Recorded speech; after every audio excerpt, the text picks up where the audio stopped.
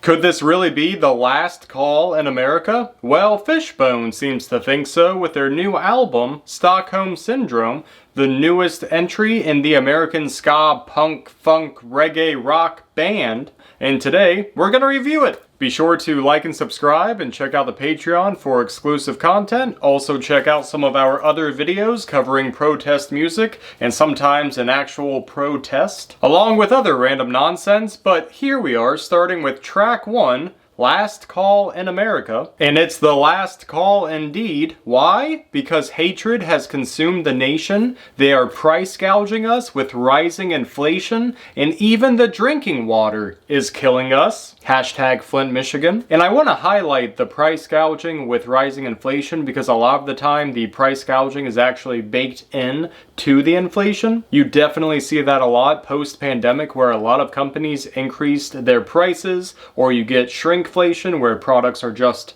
way smaller than they were. As companies increase their bottom line, they gain more profits, all while blaming it on something such as the supply chains that collapsed during COVID. However, a lot of companies also abused that when they really didn't need to. But hey, again, it increased their bottom line, and here we are, paying more for less. Every day, the story stays the same. Nothing really changes. The guns are firing, we keep dying, and yet we are the ones that take the blame. Because it's definitely not a lack of legislation around gun availability or the lack of mental health funding. We are definitely seeing this with the big beautiful bill that just passed. Can't blame gun violence on mental health and then revoke funding for mental health services. Doesn't work that way. And of course, it's never the people at the top who actually face any kind of real consequences, and that leaves the people asking, why? Why? Because again, this very well may be the last call in America. Second verse describes a woman being shot by the cops who had a no-knock warrant, but that doesn't sound like justice now, does it? Taking a innocent woman from her family. If you guys think this is the last call in America, let me know in the comments down below, but then we will be moving on to track 2,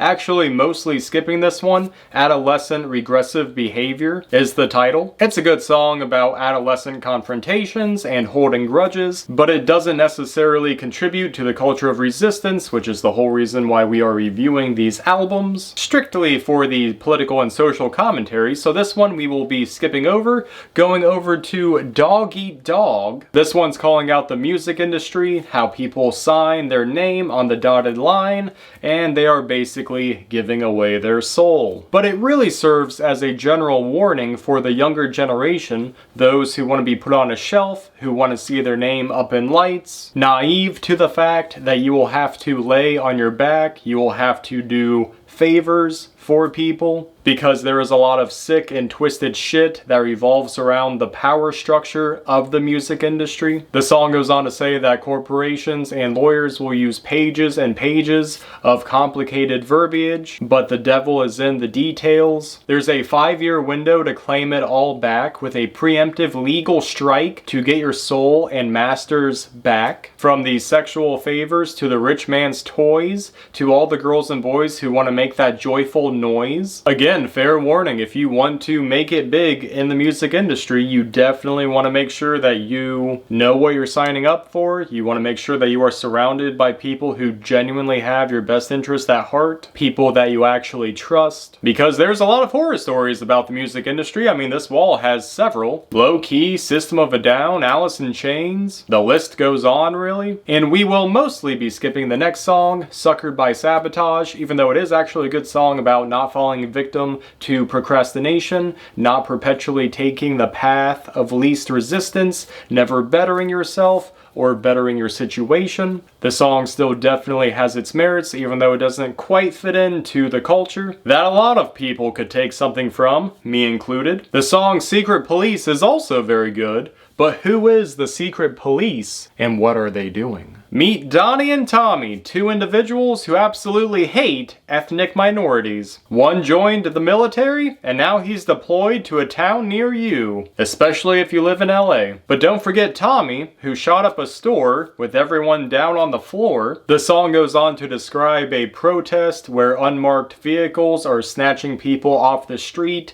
abducting them, kidnapping them, again by the secret police who are drunk on power. A very fitting song for this timeline indeed. The next song, Gelato the Clown, will mostly be skipped over. It's all about standing up to your bullies, not taking any shit from them, which again, not a bad song, because of course in all walks of life you will always have those bullies. They're going to try to tear you down, beat you down, but you have to rise up, defying them and all their bullshit, because sometimes karma swings back around and the tyrants get a taste of their own medicine. Now the next song is more of a plea, the song Why Do We Keep On Dying? The song starts off strong by saying, must this blood-soaked earth cry out when justice wanes? Tell me, is my humanity worth less than you say? And the song points out that those who look at others and think that they're subhuman, they themselves are actually mentally enslaved by the system you create.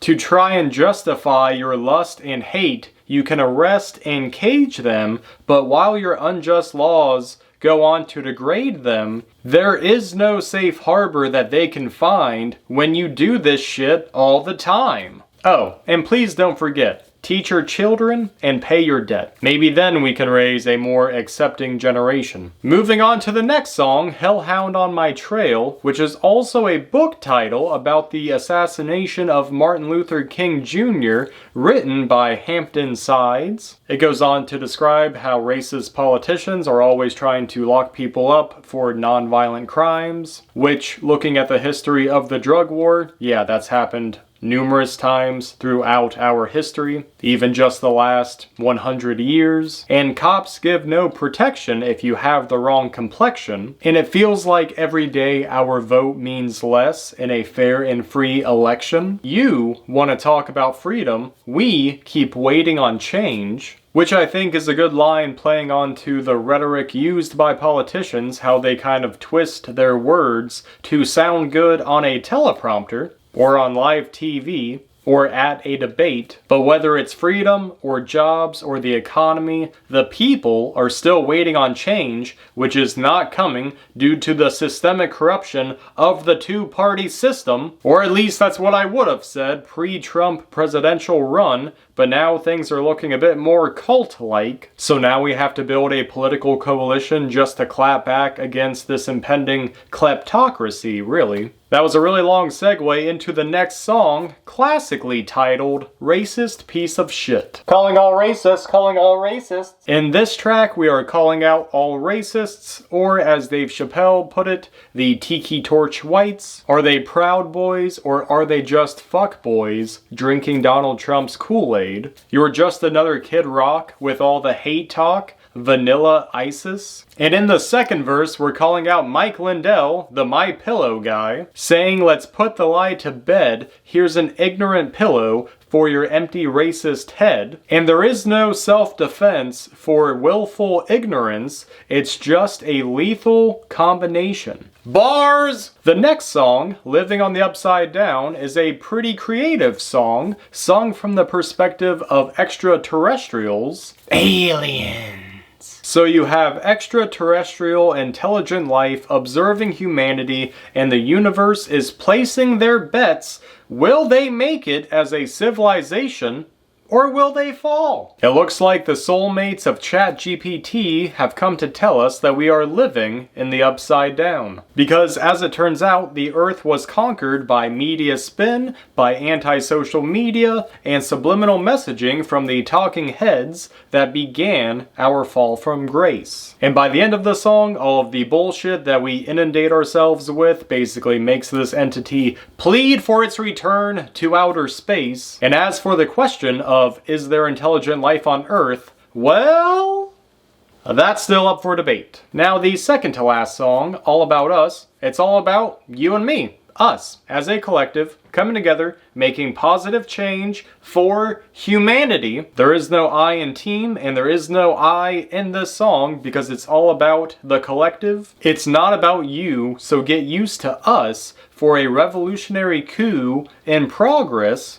One mind, one movement, one goal, one thing. It's a community effort of resistance. Let me say that again. It's a community effort of resistance. And everyone just needs to make a small, consistent contribution as often and as possible as you can, and maybe we can turn the ship around.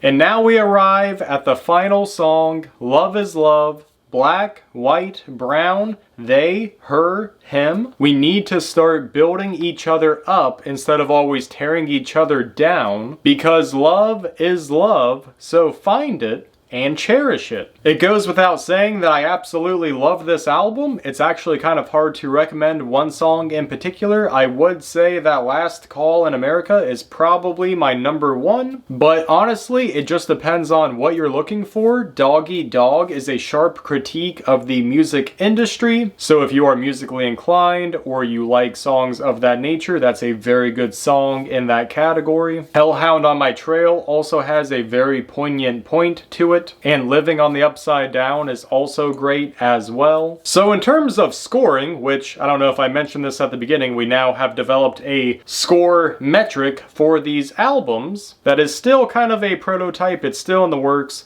but overall most of these songs on this album, Stockholm Syndrome, do have some kind of contribution to the culture of resistance, and even those that don't necessarily, you could still kind of squint at them or squeeze them to fit the narrative, to fit the theme, especially the one talking about procrastination, how you should avoid that at all costs, or the one talking about standing up to bullies. That's also valuable as well. So they still definitely tie in to some degree, so there are extra points allotted for that. So in total, I'm giving this new album from Fishbone, Stockholm Syndrome, a B+, a 89%, just barely shy of an A, if only because, again, not every song directly correlates to the culture, but there is still more than enough there to give it a high rating. And those other songs that do shy away from it a little bit, they still raise it up considerably, because again, you could just squeeze them and get them to fit, though they are not explicitly tied in. But anyways, guys, what did you think of this album? What did you think of this review? Like and subscribe if you like the vibe. Check out the Patreon account for exclusive videos, and check out our other reviews and other videos on various topics and various artists. Let me know what you guys want to see reviewed next, and until then, guys, stay well, stay safe, stay informed, and we will see you on the next video. Later.